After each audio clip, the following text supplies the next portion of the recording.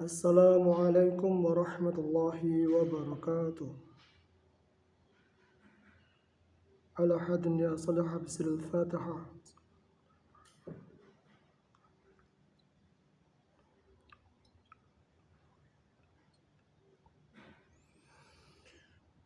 Wa ila hadratin nabil mustafa sallallahu alaihi wasallam wa ala alihi wa sahbihi wa ali baitihi ajma'in asyhadu an la ilaha illallah fatihah.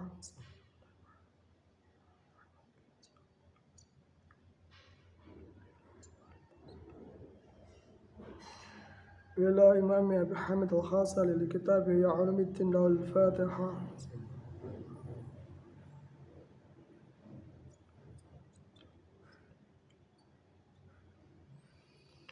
ولا شيخنا الكرام كي حج سيف الدين سوري هاشم له الفاتحة.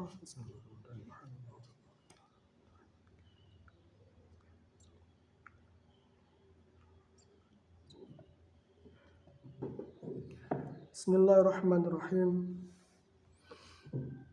Masih dengan pembahasan yang kemarin tentang munculnya para mustahdirin. Menurut saya ini merupakan sebuah fenomena yang menarik dan kemudian pada keadaan keberadaannya maka keniscayaan para mustahdirin itu sangatlah menarik dikarenakan semua sekup kehinaan itu ada pada dirinya dan kita sebagai manusia akan merasa akhirnya senang-senang saja dengan kehinaan-kehinaan tersebut, asal juga bahwa kompensasi yang muncul dan berada di dalamnya juga tepat atau benar menurut harapan dan keinginan daripada bahwa kita secara pandangan orang-orang yang berakal tidaklah mampu untuk berada di sisi orang-orang yang uzlah. Tetapi juga bagaimana kemudian pada fenomenanya jika mereka yang mustahdirin itu terbagi menjadi dua, misalkan bahwa yang satu melemparkan sebuah kehinaan di yang satunya dikarenakan kemustahdirinannya, yang mana kemudian di sisi yang sebaliknya bahwa hal itu menjadi sebuah dialektika di antara keduanya. Dalam pengertian ini maka bagaimana kita akan melihat sebuah bentuk yang tidak hina daripada keduanya, yang mana kemudian kalau kita niscaya harus kembalikan kepada tesis yang kemudian Imam Al-Ghazali berikan, tentu kita juga harus merenungi keniscayaan daripada tesis tersebut, sejauh mana kemudian bahwa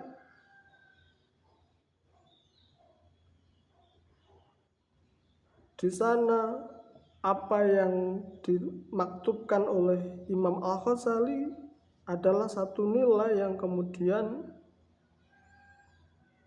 lebih utama dibandingkan dengan apa yang kita temukan. Saya ingin menyampaikan bahwa peniscayaan daripada apa yang disampaikan oleh Imam Al-Ghazali ini telah merujuk pada masa yang hampir 1000 tahun lamanya. Jadi kita juga akan menaruh curiga bahwa seruan-seruan mereka yang uzlah tentu bagi kita akan kita kembali pikirkan bagaimana bahwa hal itu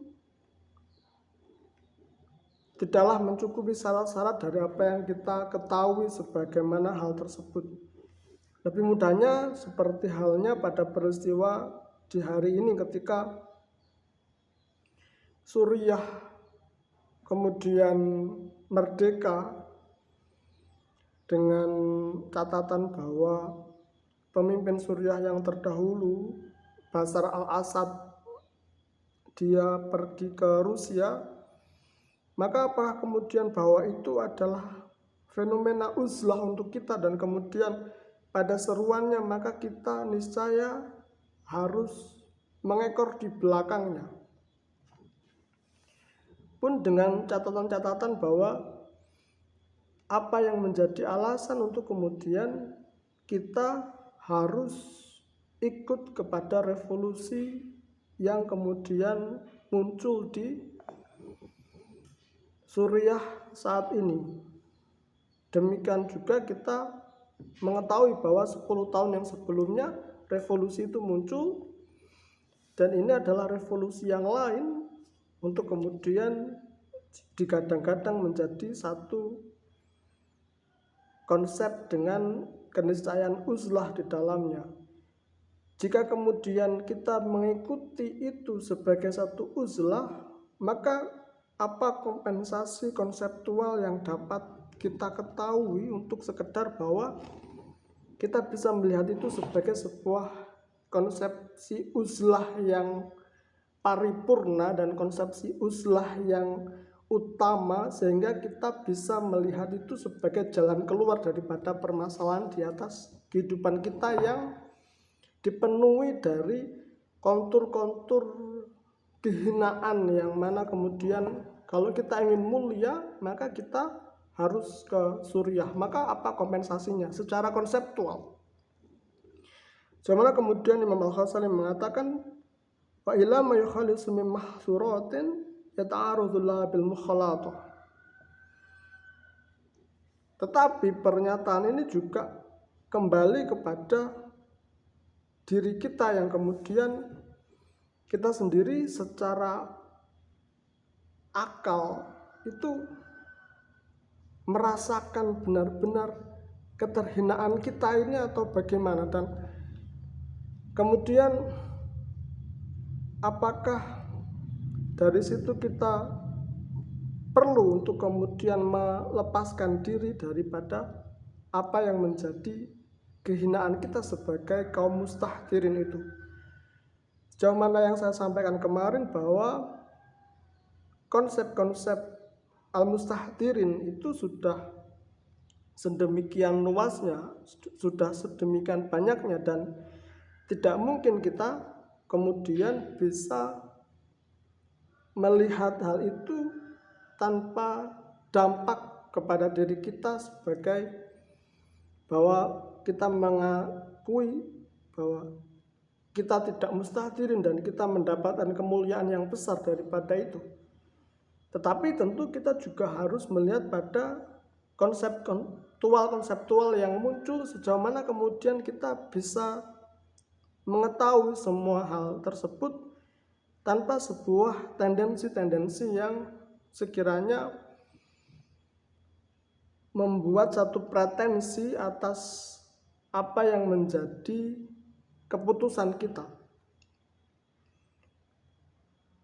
Dan itu kita pasti akan merasakannya bahwa ini satu hal yang memang sesungguhnya sedemikian hinanya untuk kita lakukan, atau ini meskipun memiliki akar kemuliaan yang tinggi, dan itu sebagai konsep yang dibawakan oleh Imam Al-Ghazali, tetapi pada wa ila ma yukhalisu min mahdzuratin yata'arudullah bil mukhalatah terlalu berat. Kita bisa merasakannya. Tidak harus pergi ke Suriah pun kita bisa uzlah di Indonesia, tapi dengan catatan-catatan yang seperti apa? Tidak harus terjebak kemudian dengan kemustahdirinan yang pekat dengan kelihayan atau keculasan dengan kehinaan-kehinaan di dalamnya, tetapi juga tidak berarti bahwa di tengah-tengah kehilaian atau keculasan atau kehinaan itu adalah merasakan mulia dikarenakan kemustahdirinannya sendiri, merasakan kebahagiaan dan merasakan kemuliaan di tengah-tengah kehinaan yang terjadi pada diri kita.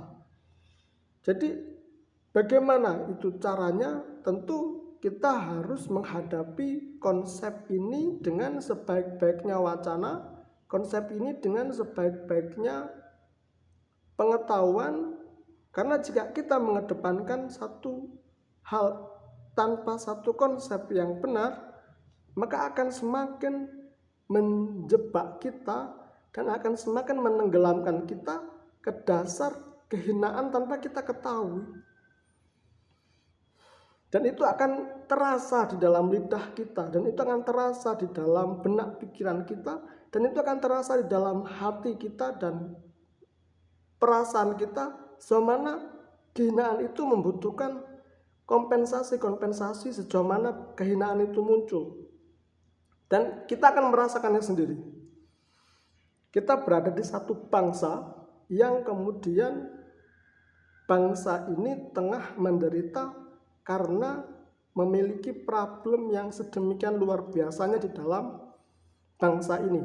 Dan kemudian kita mendalih pada bangsa ini bahwa kita akan uzlah, itu juga satu hal yang bisa relatif. Seharusnya kita berusaha untuk mencarikan jalan keluar atas kebobrokan yang terjadi di bangsa kita, tapi kita mendalih bahwa itu bukan urusan kita. Ini bisa menjadi sebuah alasan, tapi kalau memang itu tidak begitu, bahwa pada dasarnya dengan melepaskan semua apa yang menjadi atribut kebangsaan adalah kebanggaan kita, kita juga harus mencobanya. Jadi kembali kepada apa yang disampaikan oleh Imam Al-Ghazali, semuanya bersyarat di antara bagaimana uzlah secara mutlak atau bagaimana mustahdirin secara mutlak. Jika kemarin saya membicarakan tentang sejarah yang ideal daripada uzlah itu sendiri, pada hari ini saya ingin mencoba untuk mewacanakan bagaimana konsep yang benar di antara keduanya, sehingga kemudian tidak justru menjerumuskan kita kepada apa yang menjadi kebanggaan kita. Jangan-jangan bahwa kebanggaan kita adalah kehinaan-kehinaan tersebut. Dan di luar itu maka kita pun mengkampanyekan kepada setiap orang untuk memuliakan kehinaan-kehinaan tersebut. Kalau memang tujuan kita begitu, kita mengeneralisir kepada teori yang sebaliknya, ini orang-orang pasti ketakutan dari apa yang kita bawakan, mempersiapkan diri ke Suriah untuk mengambil jalan kemuliaan mereka sebagai konsep dan teori uzlah yang paling terakhir.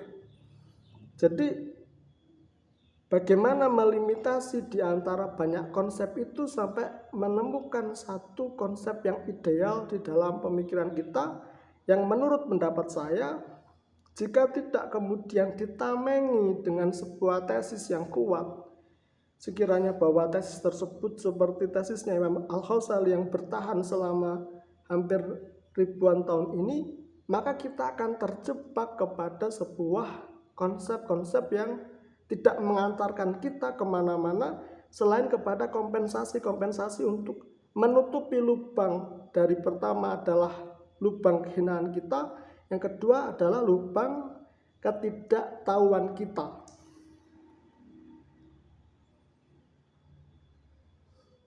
Saya rasa demikian terlebih dahulu yang dapat saya sampaikan pada kesempatan kali ini. Mohon maaf jika ada kesalahan dan kekurangan di dalamnya. Wabillahi taufiq wal hidayah wal rizwa wal inayah. Assalamualaikum warahmatullahi wabarakatuh.